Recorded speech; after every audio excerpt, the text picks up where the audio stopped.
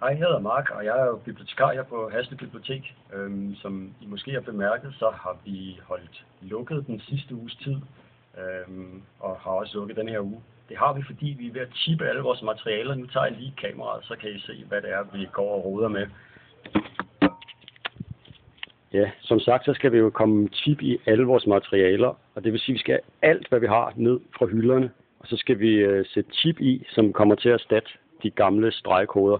Lige nu så er der et syndigt rod her i biblioteket. Der er bøger alle vegne, som skal chippes, og nogle skal på plads, når vi åbner igen.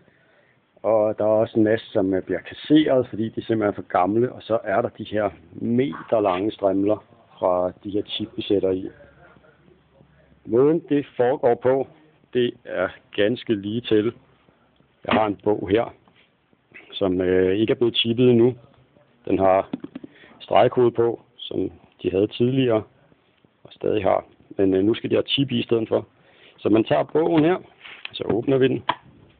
Og så har vi sådan en rulle her, hvor der sidder sådan nogle klistermærker på. Og det er simpelthen en chip. Bag på det, der sidder der sådan en stribe her. Det fungerer faktisk som sådan en radiosender, som kan sende signaler til maskinen, når man afleverer og låner bøgerne ud. Og det betyder, at i modsætning til gamle dage, hvor man skulle stå og scanne hver enkelt bog, man skulle låne eller aflevere, så kan man nu gøre det med flere på én gang. Det er tricket i det. Men det kommer jo alle sammen til at opleve. De nye maskiner til udlån og aflevering, dem får vi nok en gang i april måned. Så til den tid, der kommer jeg til at lære meget mere om det. Men lige nu, der er vi ved at sætte det ud i alle vores bøger. Og det man gør, det er, at man tager sådan en bog og åbner den, og så sætter vi sådan en chip her fast inde bagi, ligesom et helt almindeligt klistermærke.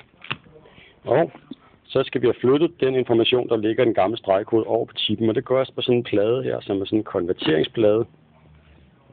Og så når man biber den her, så læser den stregkoden herop på vores computer, og så overfører den simpelthen alle de data. Og så kan vi tage bogen væk og sætte den på vognen sammen med alle de andre, der skal tilbage på plads på hylderne. Lige nu der har vi nået en stor del, så vi er klar til at åbne igen på mandag. Helt som planlagt, så skulle vi gerne have chippet næsten det hele i hvert fald. Jeg tror måske, at vi når det hele. Men ovenpå mig på første sal ved faglitteratur, der går Bjørn og Martin og chipper faglitteratur op, så vi kan da lige gå op og hilse på dem og se, om de er i gang. Så går vi lige op ad trappen.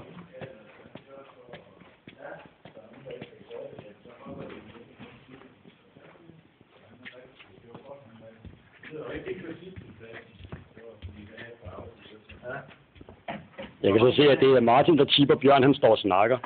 Men skynder han sig at løbe sin vej. Men de er simpelthen en gang på første sal med faglitteraturen, som jeg lige viste kort nedenunder, så er det Martin, han står og gør nu. Det er simpelthen bare en stor scanner bøger, og så skal de tilbage på hylden. Det er måske ikke det mest intellektuelt udfordrende arbejde, men vi er bevæbnet med slik og kaffe. Det plejer at være chips og cola, men vi holder os til kaffen. Og så er vi klar til at åbne igen på mandag.